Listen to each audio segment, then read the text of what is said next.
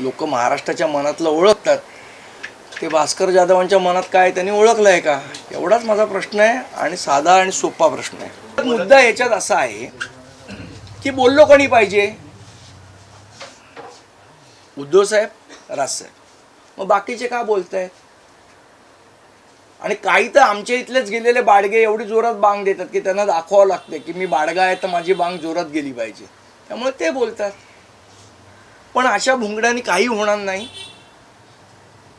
जोपर्यंत दोन नेते एकमेकांशी बोलत नाही तोपर्यंत ही घटना घडू शकत नाही.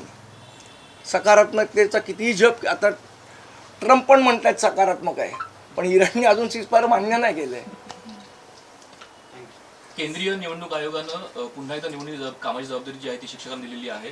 यापूर्वी मंत्रीने याला विरोध केला होता. कसं पाहता या पूर्ण विषयात? आता कामाच्या ठिकाणी पूर्ण वेळ राहून अतिरिक्त निवडणुकीचं काम करण्याचे निर्देश देण्यात आलेले आहेत शिक्षकांना. मला वाटतं हे धोरणच चुकीचं आहे. प्रत्येक वेळेला ते करायचं, प्रत्येक वेळा आम्ही विरोध करायचा.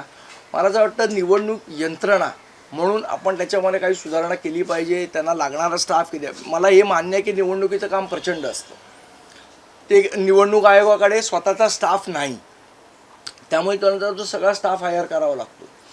पण हा स्टाफ हायर करताना मला असं वाटतं शिक्षकांना त्याच्यातनं वगळले गेले पाहिजे. एक तर तुम्ही शिक्षकांवर रोज नवीन नवीन जबाबदाऱ्या देता.